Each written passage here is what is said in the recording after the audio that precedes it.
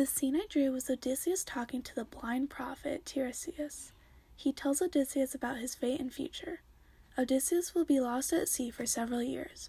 When he returns home, his will be full of suitors. He must also make a sacrifice to Poseidon for forgiveness.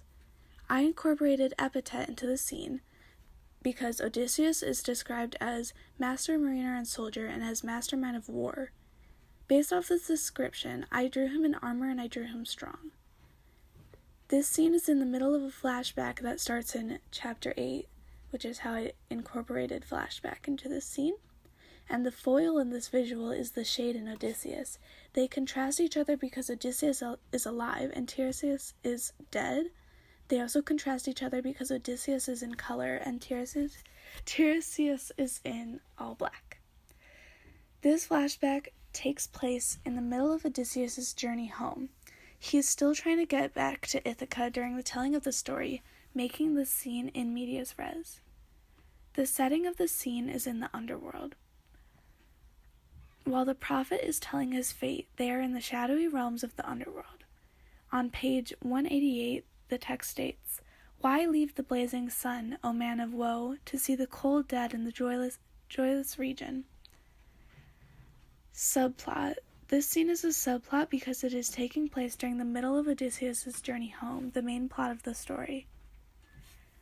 The theme, suffering and death, relates to this visual because the prophet tells Odysseus of his fate.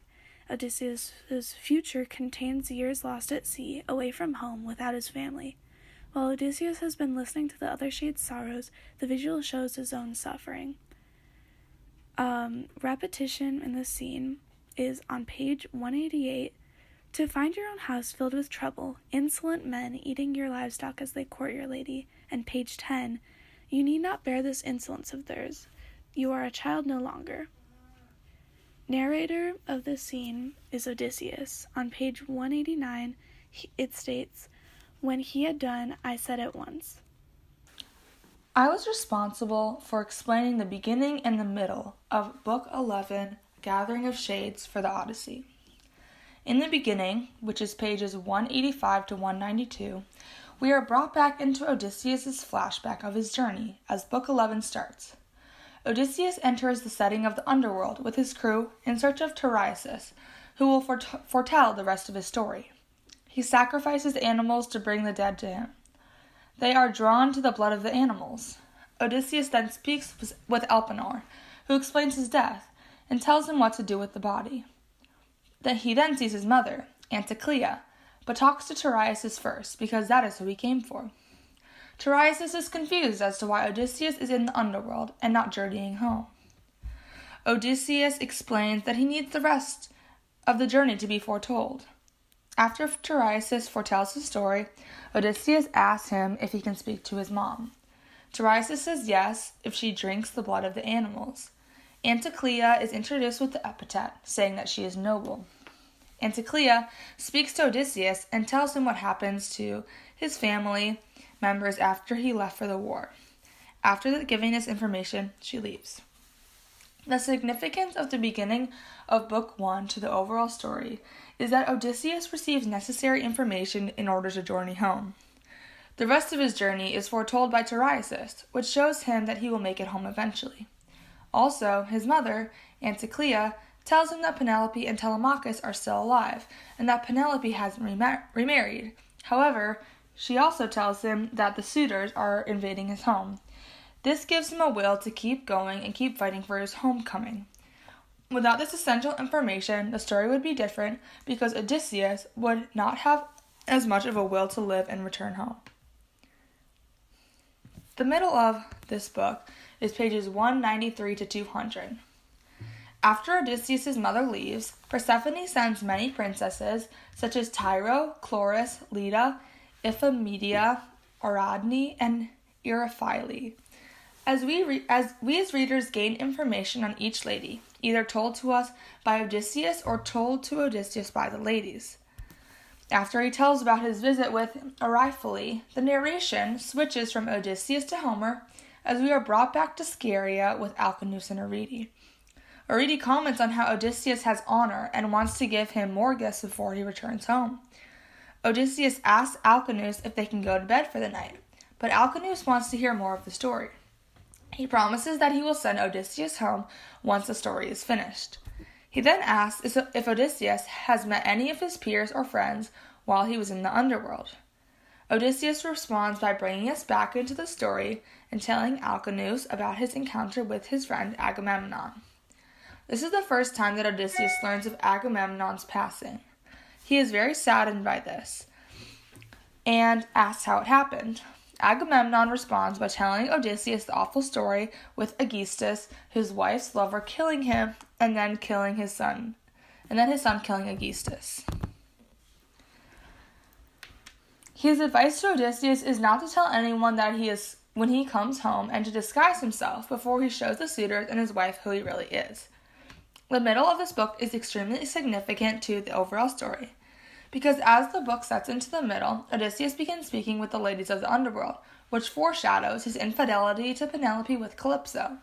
This is important to the overall story because Odysseus spends 7 of his 10 years with Calypso, and without her he would have died at sea.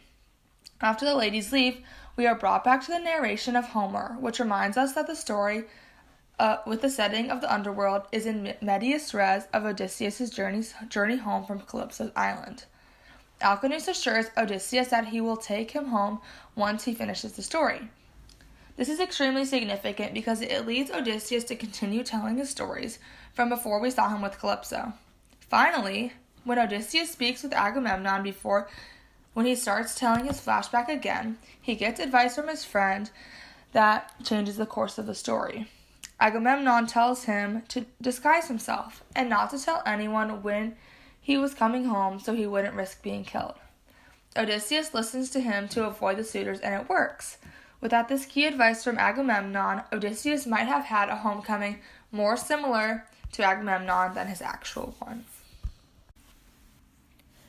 During the beginning of the book, that spanning from pages 185 to 192, Odysseus goes to the underworld and begins having a conversation with multiple different shades, one of the most notable in this section of Book 11 being his mother.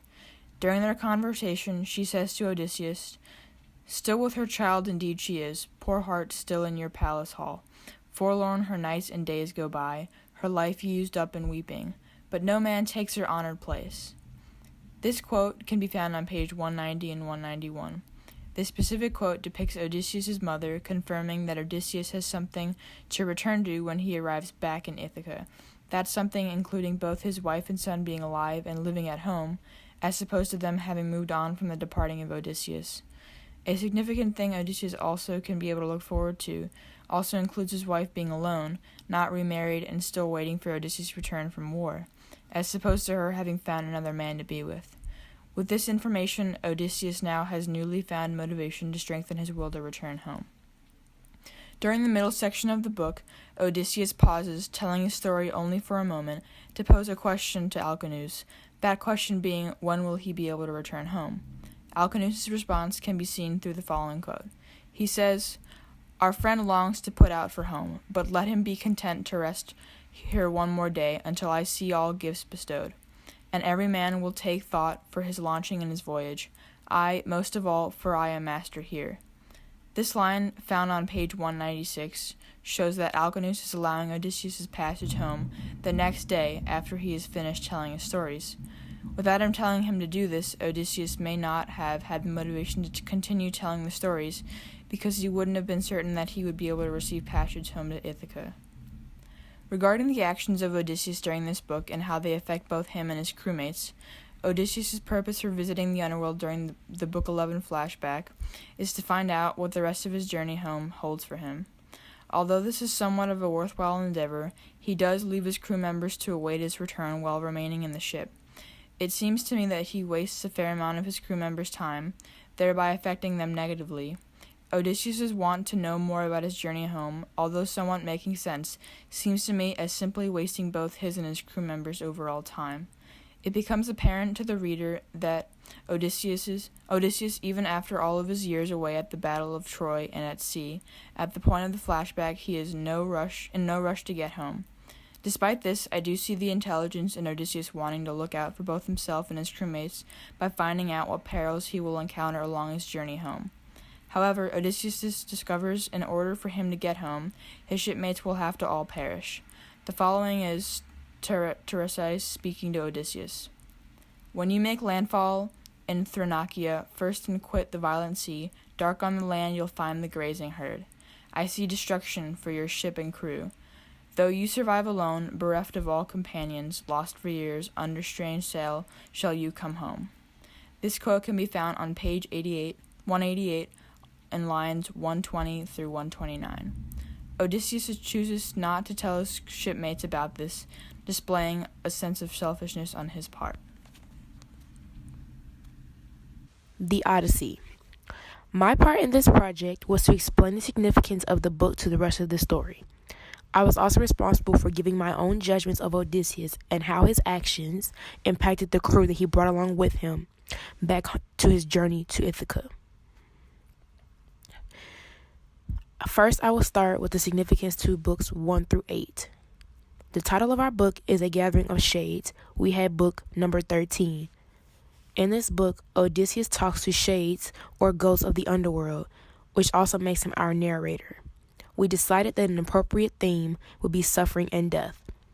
The setting of our story is the underworld. In the beginning, Tiresias, a blind prophet ghost, has a conversation with Odysseus. This conversation reveals Odysseus' destiny and what he will encounter when he arrives back home to Ithaca. The prophet revealed that Odysseus will be lost at sea and gone for many years. Odysseus also finds out that his home is not in the same condition that he left it in. In Book 4, page 73, lines 730 through 744, Penelope is distraught because the suitors have eaten away her son's patrimony. Also in Book 4, page 73, lines 749 through 750, Medon reveals that the suitors plan to kill Telemachus by driving the king bronze through him upon his arrival home. We also read in Book 8 how he was telling Alcinous about how he was lost at sea for 20 days and that those were the facts. I was also responsible for explaining how the end of Book 13 was significant to the beginning and middle of Book 13. 4 of the men who died in the war with Odysseus come to talk to him. He talks to Achilles first. Achilles is Neoptolemus' father and questions Odysseus on the well-being of his son. After Achilles died, the men fought over who was going to receive his weapons. It was decided that Odysseus would receive his weapons instead of Aeneas. Odysseus was known as the master mariner and soldier, which is an epithet used for him in the story. After the decision was made, Aeneas killed himself. Odysseus tries to find out if Aeneas was still angry with him for receiving Achilles' weapons. Aeneas and Odysseus are foils because Aeneas is dead and Odysseus is alive. While in the underworld, he spots Minos, Zeus' son, Orion, the huge hunter, Tityos, the son of Gaia, Tantalos, and Sisyphos. Odysseus has a conversation with a shade named Heracles, who explains his punishment in the underworld. Our book ends with Odysseus leaving the underworld.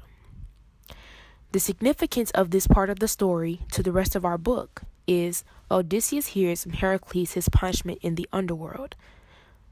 My interpretation tells me that should persuade him or direct him not to upset Poseidon, who is Lord of the Sea, which we have seen in previous books. He has come across on the water and he's had trouble sailing to his destination. I think that tells him not to get in trouble or not to go to sea so that he is not sent to the underworld or banished to the underworld. We also found quotes that we use as textual evidence. The first quote is, "So we exchanged our speech in bitterness, weighed down by grief, and tears welled in our eyes. When there appeared the spirit of Achilles, son of Peleus, then Patroclus, shade, and then Antilochus, and then Aeneas. first among all the Danaans in strength and bodily beauty, next to Prince Achilles. Page 200, lines 546 through 554. This shows proof that Odysseus meets with the companions of his past in the war, as well as proof that he has a conversation with him. Our overall book is basically just a conversation that he's having with Alcinous on his experience in the underworld. So a lot of our explanations and our evidence are going to be quotes because there is really no action. The story that we read is a conversation.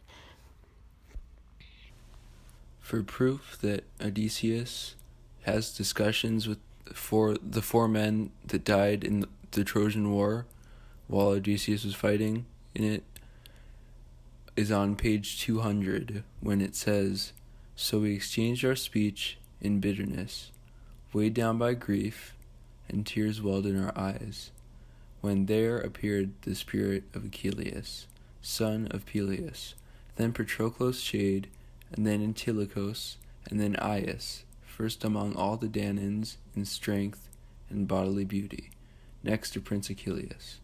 This is also on lines 546 to 554.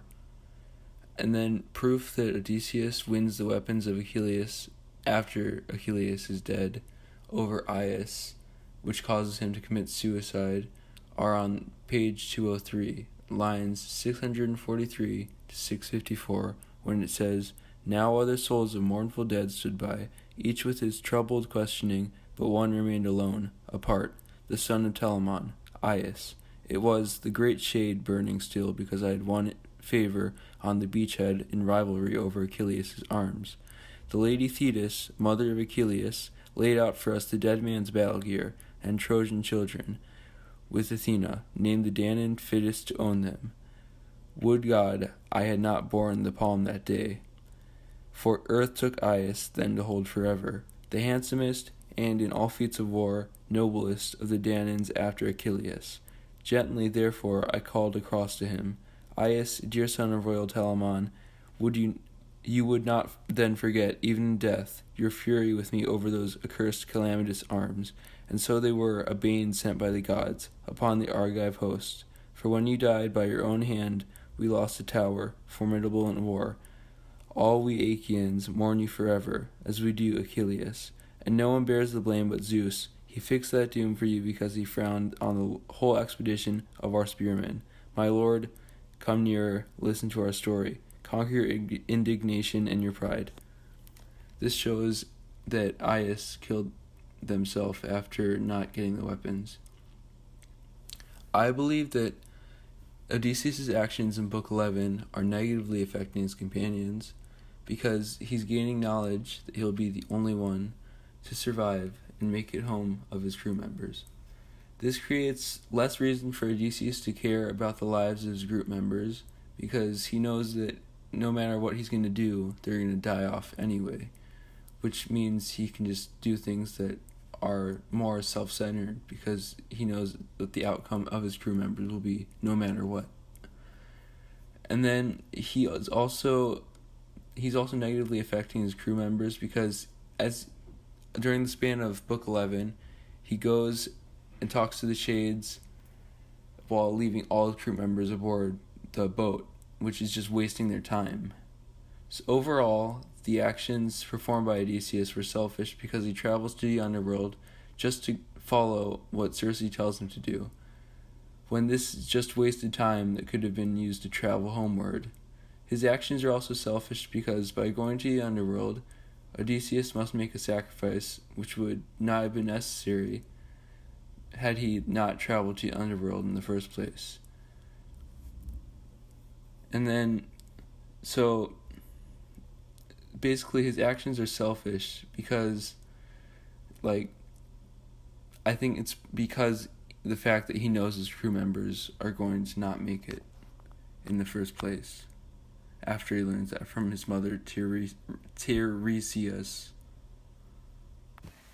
I made two major judgments about Odysseus while reading Book 11 of the Odyssey. We can see a lot about Odysseus in his state during Book 11 when he visits the setting of the underworld. During this book, he is still with his crew, but they are just waiting for him the whole time while he is talking to the Shades in the underworld. His action in this book towards his crew is that he leaves them behind to do nothing, while he is the only one to visit the underworld. This negatively affects his crew because he is leaving them behind to do nothing, wasting their time when they could just be going to their own homes instead of making him the only priority. My opinion towards Odysseus based on that is he is a bit selfish. He takes his own time to talk to the shades of his past, but doesn't even think about if his crew members would need to use that opportunity to talk to people of their past. You can see this on page 185 when the text states, "Embarked the ram and ewe, and went aboard in tears, with bitter and sore dread upon us." Notice how he says us and we when he mentions the suffering and hardship, but not when he is benefiting while talking to the shades. Despite this, he is very hardworking and clearly motivated to get home. He went out of his way to get more information about the rest of his journey. On page 188, Tiresias is the first of many shades to ask Odysseus why he's in the underworld after identifying him through multiple epithets.